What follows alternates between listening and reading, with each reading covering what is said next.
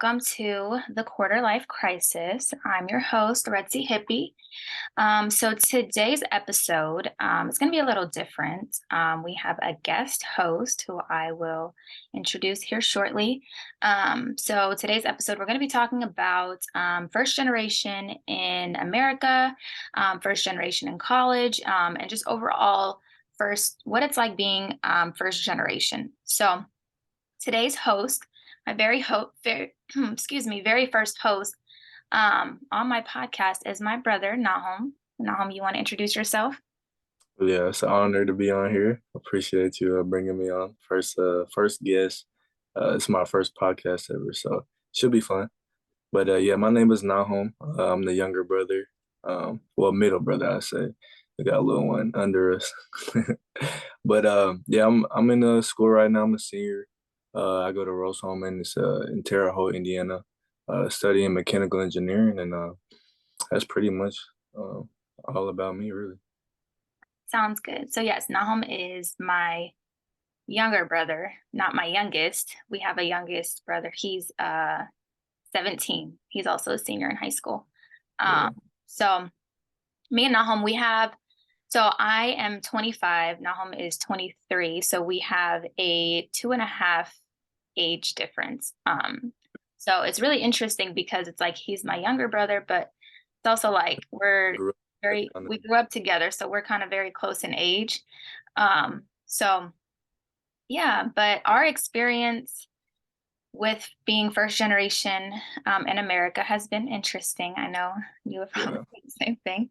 I say the same thing. I say too, like we grew up together, so like we kind of just like had to learn our new environment together, right? Like our parents were, our dad came in the '80s, but mom came like mid '90s. So, and you were born in '97, so they were still like experiencing America for the first time too. So for us, like going through school and whatnot, and like meeting new kids and what, like I mean, for us, like it was like kind of learn on the go, like learn on the fly. Like okay, like good experience, bad experience, and then from there, kind of just like train our brains. Okay, this is a good thing to do. It's a bad thing to do, just based off our peers and whatnot. You know what I mean? Exactly, exactly. I would say the same thing. It was definitely a lot of figuring things out on our own. And especially, it is different because, like you're a guy, I'm a girl. So, like, our experiences even then were different. It would be different if, like, we were like both sisters or we were both brothers. Like, we would be able to, like, you know, tag team and whatnot. But I think our experiences, like, although they were similar, sometimes they were different. So, um, yeah, I would definitely agree. I would definitely agree with that. And it's really interesting because when I look at our youngest brother, he's like, he has a big sister and a big brother. So he gets to Yeah, see the experience from not only his parents, but also his older sister and older brother. So he's kind of spoiled, yeah, which, yeah, kind of envious sometimes. I'm like, I wish I had a big sister, but a little bit, a little bit. I mean, but it's not a bad thing. I think it definitely has molded us into like the people we are. You know what I mean? So like we've learned a lot exactly, very early, right? Like we've exactly, had to learn stuff really fast to be that buffer between like you know exactly. the the people and our culture and whatnot. Yeah. Exactly, exactly. So, when would you say that you realized that you were different from your peers?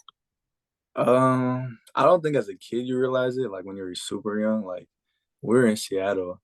I mean, we had a lot of Habesha people around us, and like even the neighborhood that we were in were full of like international people. So everyone had their own thing going on. So in that sense, like not much. But then once we got to Indiana, and we're like, we're in the Midwest, and it's probably less diversity, I would say, in Indianapolis. And it's like when you go to school, you kind of realize, okay, like different names. Like when we were in Seattle, like we had a lot of friends from all throughout Africa, Asia, like whatever it was, right? But Indianapolis, like yeah, like you stick out kind of like a sore thumb. Um, Yeah, Even the Habesha community, like we didn't really go to a school where there was a lot. We were on the other side of town, which we had some Habesha people, but it wasn't like our age. You know what I mean? So exactly. you're in class and like you just kind of see how you move and how like how things are different from like when you meet other kids and their parents or whatnot. You know what I mean? So Exactly. that's it. I would agree. I think the same thing. It's funny because I have these conversations with my therapist a lot, because I feel like there was just a huge shift from when we lived in Seattle to when we moved to Indianapolis. So when Yeah, we lived in Seattle, it was very, very diverse, the neighborhood that we lived in, and the schools that we went to. So I feel like we saw a lot. Like I would tell people, like all in middle, like not middle school, elementary school, um, all of my teachers were Black. Like I think I had one Hispanic teacher, but from preschool up until fourth grade is when I lived in Seattle. All my teachers were Black. All my classmates were diverse, like from different parts of the world. So yeah, I never felt like an outcast. yeah, So it wasn't until we moved to Indianapolis where it wasn't as much diversity, but that's when I feel like I realized that I was like, oh wow, I'm actually different. No one knows where Eritrea is, first of all. So Eritrea is a small country in Northeast Africa. That's where our parents are from. We used to be part of Ethiopia. We had a 30-year civil war, and we became a new country in 91. So a lot of people don't know where that is, and I'm constantly having to, explain to people where it's at. A lot of times I'll say Ethiopia, and people will kind of like recognize the region. It's yeah. funny because my parents, like, now they'll, whenever they're trying to describe Eritrea, they'll be like, you know where Nipsey Hussle's from or Tiffany Haddish from? That's where we're No, from. oh my gosh. So they really put Eritrea on the map, which is like so crazy because for so many years of living in Indianapolis, like nobody knew what Eritrea was. Yeah, So um, 100%. yeah, I would say that. And like I realized that we were different because there were just so many different things that I'm like, I had to just figure it out on my own. Like, I look at my peers and they didn't have to do the things that I had to do. So I was like, I'm grateful for it because it helped me become self-sufficient. But there are things that I'm like, dang, like, I wish I didn't have to do that. Like. Yeah, but like, I mean, even like the little things were like, when we had to like learn how to really translate, you know what I mean? So like we're on the phone talking to whoever it is, like customer service or whatever it was. Like we got comfortable being able to do that. So like we were like 8, 7, 8, 9, doing that type of stuff, like going up and we're in stores and whatnot, and like we need help, like they'll be like, I'll just talk to our kid or whatnot. And it's like we had to learn how to communicate with people, right? So like you really learn, and I mean, I see even now, like, there's people like my peers and whatnot, they struggle. Like, they can't even set the doctor appointment, so they can't, talk to random strangers, you know what I mean? Whatever it is. But like that aspect, I feel like has given us an edge, you know what I mean? Like, in terms of, it's a skill, like, being comfortable to be like uncomfortable and like talking to random strangers, I feel like, it's Mm-hmm. just, yeah. So there's benefits in it too, you know what I mean? Yeah. No, I Yeah. definitely agree. I definitely agree. There are a lot of benefits to it. Because I'm like, when I got to college, I realized I'm like, why don't you guys know how to do this? But, Hmm. I'm not judging, but to At me, all, it's yeah, kind of at like all. an eye-opening thing. Like, wait, you guys don't know how to do this? Oh, I've had to do this since I was 8, 9 years old. Yeah. So it's really interesting the knowledge that it gives you from an early age, even though like there were some things that, that maybe we missed out on because of that. There was a lot that we took away from it too. Yeah, I agree. So yeah, but I mean, what would you say that something that you wish that you did have or that you had learned? Maybe it was something that you say Hmm. amongst your peers and your friends that you noticed. They were like, dang, like they got their parents taught them how to do this. Like, there were some things I feel like personally I felt kind of behind in because my Hmm. parents didn't know how to do it. So I kind of had to figure it out myself. And that kind of, it did help me. It pushed me to, advocate for myself and build that confidence. But there were some things that I was just like, well, dang, like if I was American per se, I am American, but if I was Yeah, American and I lived in an American household, like I would know how to do this. Maybe it was like lessons like from dad that you feel like um, yeah, that you wish you had gained that you see like your friends got from their dads. yeah. I say, hmm, I, on a less serious note, maybe basketball. Like, I wish my dad knew more about it because I grew up playing basketball, since I was like a little kid. But like having somebody that like could coach me or like, you know, teach me how to like work out and like put me in certain like programs or whatnot, know about that type of stuff. Cause like I was like in third grade trying to find out like what AAU team I'm trying to play for. You know what I mean? So just having a little bit more awareness on that, like understanding of the game. Cause all my friends like we all play sports. That's pretty much how I met most of my friends. So like all their dads like were coaching them and training them and whatnot. So I mean, besides that though, like I mean, just as a young like my dad grew up.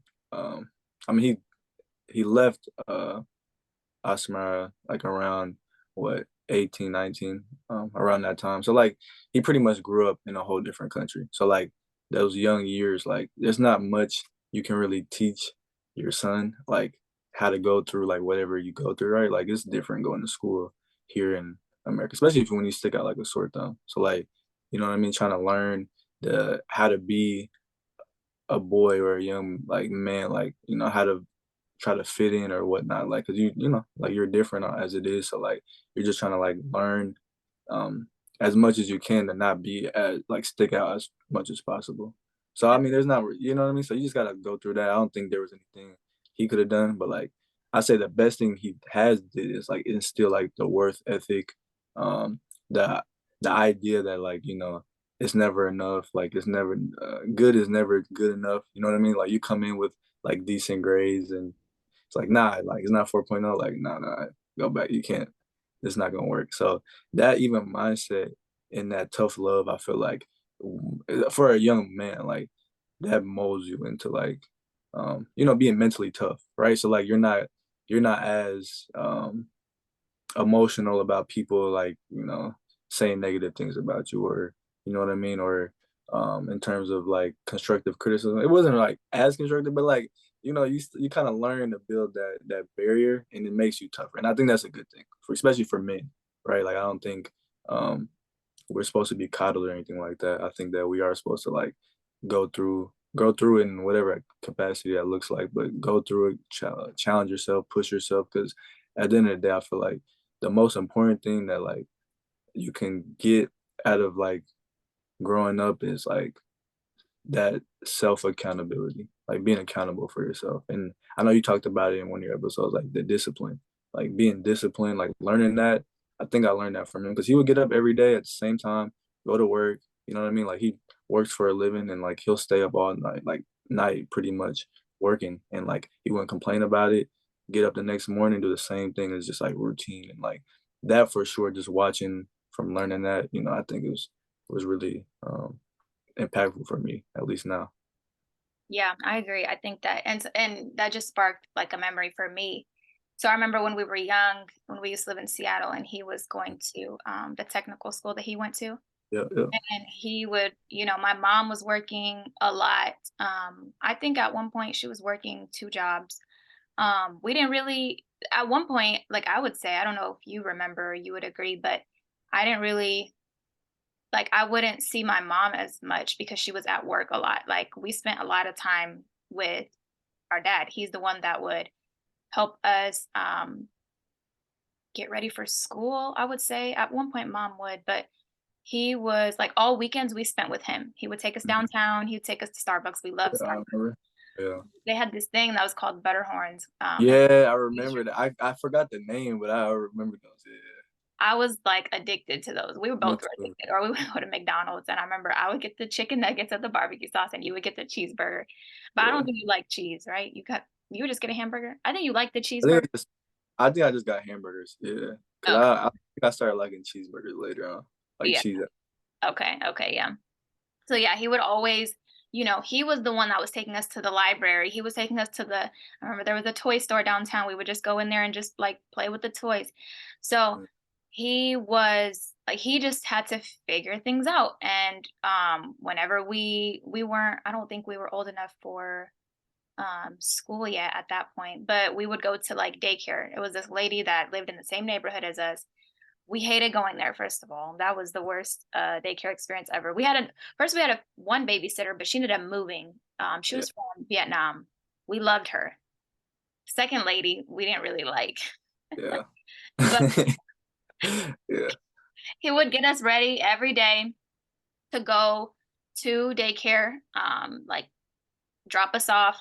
then he would have to take 2 buses because I think the technical school was probably an hour away, and this is back when I think they only had 1 car, so they had to share the car, so I think mom had to take it to work, and he would take the bus to school. Yeah, And so, you know, we see that level of, like, discipline and that determination, and, they did it without complaining, you know? I didn't see them complain, it was just what we had to do. yeah, 100%. But yeah, I will say, I mean, going back to the initial question, something that I wish that I had or had learned. Yeah. Like if you were to, like, let's say, you're growing up, you have your daughter or whatnot. You are grown up, but like let's say that you're a parent now. What are you teaching your daughter the game? Like what game are you gonna give her as she like progresses through, her young adolescence? Yeah, I would say that. So it's interesting because I feel like a lot of times people are always like, "Oh, I don't want to parent like my parents," but I do want to parent like my parents. I will say I will tweak a lot, but Hmm. for the most part, that foundation is going to be the same. So, um, you know, focus on school. I think one thing that mom instilled in me was there was a lot of things actually, like looking back, there was never really directly anything. I think she more so just showed me with her actions. Hmm. um, so I would say that, you know, always, of course, put school first, you know, put school first, and work to really have good, like, disciplinary habits, you know? Like, I think that I've learned discipline through them. Like, I've become disciplined. I've learned how to have discernment. I've learned how to balance, having well, I wouldn't say learn how to balance work and play because I feel like for a really long time I was just all work, no play. But you know, prioritizing your responsibilities, making sure that comes first. I will say that's one thing that I'm going to teach my kids for sure, or teach my daughter per se. Um, and then, I mean, I guess this is like more of like, you know, like more on like the romantic side of things, but you know, making sure that um you're able to give your own self worth, like, and value, like, you know, determine your own value. You don't need a man to determine your value. You know, I think I grew up with that mindset because my mom made sure that I was defining my own worth, I was defining my own value, you know, and I was able to see the beauty and the worth of mine within myself. I didn't need a man to really define that for me. And I didn't need other people to define that for me because I did it for myself. And so that's one thing that I really want to instill in my daughters. Like, I don't want them to be like, I don't want them to feel like their worth and beauty is determined by a man. And I think that has gotten me really, really far because my standards are so high for what I expect that I don't tolerate like the bare minimum. I don't tolerate those things because my mom showed me that you don't tolerate those things, you know? So I will say that's one thing. And then I would also say just learning how to just enjoy life. I will say Hmm. that I love seeing my parents interact with the world because they're so joyful. They're so happy. Like they just have such happy spirits and they're the lives of the party. My mom's a little more quieter, but like once you get her going, she's going. And my dad's the jokester. Everybody's always, anytime he's not like coming to any like holiday events or whatever, everybody's always asking, where is he at? Where is he at? Because everybody just wants to laugh. And he just knows they just know how to curate an environment with just laughs and joy and just enjoyment. And everybody, I don't know. I mean, all my friends, they love my parents. I know my youngest brother, they all love our parents too. Like Like his friends and stuff yeah, like that. like his friends will, they love our parents because they just They're have a chill. different sense of I don't know how to explain it. Their aura is just like you feel it, you really feel it, and Yeah. it's very inspiring. So I would say that I would try to instill that into my kids, having that charisma and that joy and that love for life, um, and whatnot. Because I think that because they the way they grew up back home in Africa, like they saw that, you know, tomorrow isn't promised. They lost a lot of people in war. You know, they lost a lot of just a lot. It's not even just people that they lost. They lost a lot during that war. Just you see things just falling in front of you, and the fact that they have been through that because they both lost a brother. They the both that the fact that they're able to still enjoy life, and still love life, having been through all the hardships that they've seen, growing up in a developing country. It's inspiring. And I say even like, across the board, like everybody who, everybody whose family's been affected, like they still like our people in general, like all our airtime people, like they still like even here in America, like diaspora, like they carry that joy with them. Like whenever you go to a graduation, or whenever you go to a wedding, like you just see the happiness inside of people, like the love inside of people. Even back home, like when we're back home, when I went back home, like the people are just so like genuine and loving and just open, and they live their life like with a bliss. Or I don't know how you would say that, but Yeah, something like blissfully. yeah, blissfully, exactly, yeah. But Right, I always tell people English not my yeah. language, so give me grace. Give me grace. I'm taking the acting class now in like this last semester or whatever, and like gosh, like trying to like we're doing Shakespeare or whatever, and like trying to like actually pronounce or enunciate the words is so hard for me because it's like I don't speak like this, you know what I mean? So um Actually, yeah, that would be really good for you because you do not enunciate your words. Like sometimes I'm like, at all, you need to speak up and at speak clearly. You just be talking, and I'm like, okay, I no, don't know where I got that from, honestly. Like I don't know. I don't know. I don't know. It's like maybe the music I listen to, like it just, Maybe. like it just slurred a little bit more, Yeah. and just faster pace because I talk fast and like my friends understand me for the most part. But even sometimes they be like, "What?" So it's like when I'm around a different, you know, crowd or different individuals. These are like people. Some of them have took like theater and whatnot, and they're like very how do I say it, polished like when it comes to So yeah, and made it too, but like they're just very, it sounds like the part, like they could do a Shakespeare. Where I'm like just me talking how I talk, trying to say, trying to say, like what character are you playing? well, it's just like we're reciting some of his excerpts from his play. So like there was one excerpt from like Macbeth that we had to like memorize and like recite in front of the class. There's another one like called like 12 Nights or something like Oh that yeah. where Oh yeah, we had to read that. Uh, yeah. do you have to do Midsummer Nights? Is that one? I don't he might do something like that later, but Yeah, that's what it's called. yeah. But it's not like we actually I think that there's gonna be a point where we kinda act it out, but it's not gonna be like in front of like the whole school or nothing. It's just in front of our class probably. That's good. I Yeah. didn't know you were taking this class. You need this. It's a side note, yeah.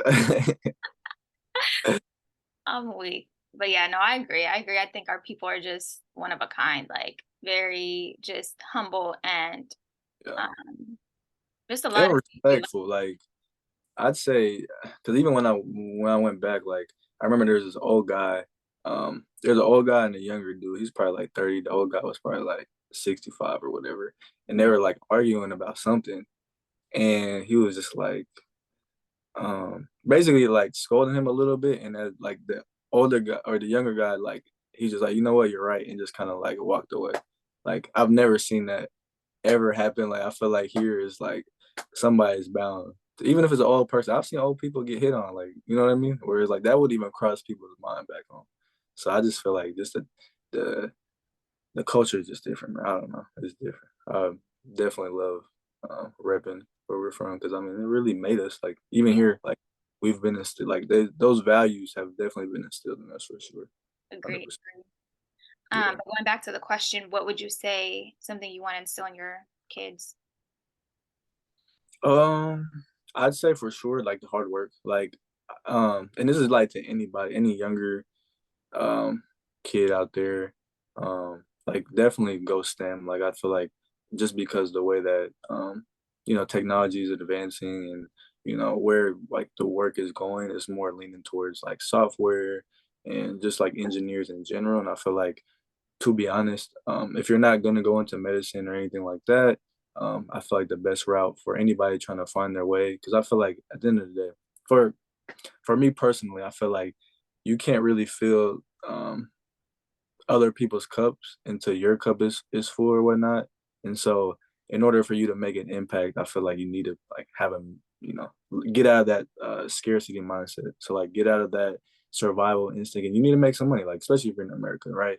Um, and so I would just push them to like, work hard, push themselves. I definitely like try to put them in certain programs to help accelerate like their learning and stuff. But um, honestly, like it's really discipline. Like whatever you honestly um like enjoy, I wouldn't mind them going towards that, but I just, be there to steer them in a certain direction, like help them get a better outlook of different things. Cause like, you're gonna have, even us, like we're a role model to them, like we're gonna be a role model to our future kids. So like they kind of get to see like the different realms that we've took and kind of learn a little bit from that. You know what I mean? Whereas like we didn't really have like we had cousins, like our cousins are all back home. So like we didn't really have real family members that we could really like look up to, I guess, if that makes sense. We didn't have older cousins that, you know, we said, oh, like they're doing this, they're doing that. It's like from a distance, you know what I mean? So if, us being first generation, like, and they're gonna be second generation, I feel like they'll get to learn a little bit more about what we do. So like they'll be able to tap into our network and our contacts and like, hey, like I know somebody who's a chemical engineer. I know somebody who's a doctor. I know somebody who's a neurosurgeon, a lawyer. And it's like, okay, like let me set that up. Let me like have them, shadow them for a day. But like we'll have those networks and connections for them to benefit from. So just, steering them in a direction that I feel like they're passionate about and want to learn more about. I agree. I agree. I would say the same thing. Yeah. But I want to ask, so if you have a kid that's like, I want to do this instead of this, how are you going to go about it? Because I think that we had an interesting situation. I don't, well, it's not that our parents forced us to do anything, but Uh, they had strong every instinct. every foreign parent does. Like I have my here at school, I have Indian friends, I have like Chinese friends, I have like even other African friends. Like it's all the same for them. Like when they get over here, like you gotta be a lawyer, a doctor, or engineer. There's no ifs, ands, or buts about it. You better have I did have a friend who was an engineer. He started off as software and was like, I don't want to do this no more. And he ended up going to business, so like he's doing really well now. Like so now it's like his parents really can't say anything. But I remember he was telling me like the there was conflict for sure between him and his dad. His dad's an engineer, and like he was like, you have to be an engineer. This is like the only way. And he was like, no, I'm about to do finance. I want to go more into like investment making and whatnot. And he didn't see the vision, but now he's doing well. And like now his dad really can't say anything. So sometimes like it's in good. How do I say it? Like they think that is the best for you. And, if you look at the numbers, like it makes sense. You know what I mean? So like in my opinion, I would probably it has to make sense. Like you can't go into like me personally, like I don't think I would let my kid just willy nilly go into something that I feel like is gonna cause later. So like if you go to school for something that I feel like it's not gonna be worth as much as you paying that $50,000 a year for 4 years and get you in debt and you can't end up paying that off, I probably say no. But like if that's what they want to do, I mean, at the end of the day, like once they turn, you know, of age, 18 to like 21, whatever that age is, like they make the decisions that, they feel is best for them. And I mean, it's only so much you could do as a parent. So, I mean, I would let them know, break it down to them. And then from there, I'd say, hey, like, you could go this way. I might be harsh. I might not pay for it, honestly. Like, if it's something that, listen, I'm sorry. I might, listen, if it's something I feel like Okay, but what they're about going to, support? You will have to support. Like that's this how. is maybe where I'm off though. I might be off on this, but I'm still childless and I'm not even thinking about kids, but this is from my 23-year-old self that like, you know, Yeah, I would, you're still. You don't have kids, so right now it's like, yeah, so it don't hit the same. Like if I had kids, maybe it'd be different. I'll yeah, maybe soften up a yeah, little bit, maybe. yeah. Okay, okay. Well, I mean, just keep in mind, support is 100%. I'm essential. with that. If you don't agree with what they want to do, you have to understand that that's Can their you support and then that's not your put money kid. down? But not put money down. Like can you support and be like, okay, like yeah, like all Okay, right, help them find funding. Help them with yeah, scholarships. I would help. Oh, 100%. I Help would help them them. Yeah. connect them to And I find it. would Because help build a plan. No, yeah, for sure. I'm not gonna just like here, you just go out by. I'm not doing all that. I'm just saying like if you feel like you want to do something else, right? We're gonna find the best path for you to get there without going to school and spending that money, and you can't place a job because it's like if you want to be an actor, I don't think you really need to go to school. Like you can go to acting classes, acting like school, but not like college. Like why would go to college if you know that you want Right, to do that? Right? right, It's just like going straight to the source instead of like playing around with college and just spending money and having fun and all that type of stuff, or what? You know what I mean? right. Yeah, Okay.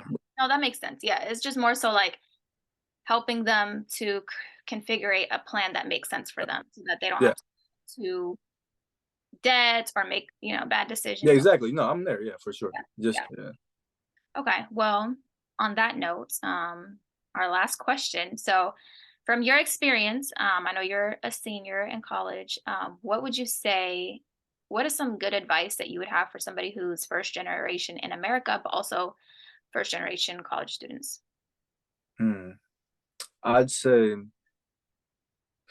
discipline, time management, and just going somewhere that makes sense for you. So like, I don't think you have to go to MIT or Stanford to deem yourself successful, right? Like, pick something that you feel like you're passionate enough about or want to learn about, and stick with it. Like, even if it does get rough, because I mean, let's be honest, like school is not easy, right? Especially at the college level, and you may not have like your parents may not have graduated college, know what that's like, and so you can't really get too much practical advice, I'd say. And so like that's where you kind of utilize networks. So like joining your local like Nesby chapters, or African Student Union, or whatever it is, Black Student Union, whatever it is, and having those upperclassmen to kind of like get advice from. Because I'd say even coming in, like I had some really good um, role models or whatnot. That kind of helped push me down the right path. Like coming in, like I didn't really know I was green. I didn't really know what was going on, but like they kind of like gave me the right tools, the right um, ways to think about things, and even just like help on certain assignments and whatnot. Like, hey, like this is how you should look at it, because you're learning new people, environment, new ways of thinking, and so it's pretty brand new. But I think just sticking to your guns, um, working on bettering yourself too. So like maybe not having too much fun in college. I feel like that's a detriment to a lot of kids. It's like putting that first, instead of what you have planned. I think, especially if you're first generation, like you need to be thinking about how what you're doing is going to impact your future generation, how you keep passing on that torch. So like our parents made the sacrifice to get over here and like live uncomfortably, because like this is not comfortable to them, right? And to give us the opportunity to be able to pass the torch on, and they need to be thinking about that too, as well as maybe how you can help family back home. You know what I mean? So like, how can your degree? So like, I'm thinking like as a mechanical engineer, like maybe there's some things I can do when I actually get, some more, experience under my belt. Like, hey, can I build, some sort of um, solar panel or some sort of devices which can help anybody, like even small things like that, right? So just thinking about things outside of what you got going on, I'd say that'd be my advice. Okay. No, Long-winded. yeah, I definitely agree with that. I think that um, that is very smart, especially the networking piece, because I think that, they always say it's not about like what you know, it's more so who you know. So I think that is important, having a good network, creating a community. I would say this for both first generation college students, but also first generation in America. Like we're not meant to do this alone. Like Yeah, you need people to support you and help you and uplift you, making sure you're surrounding yourself with the right types of people.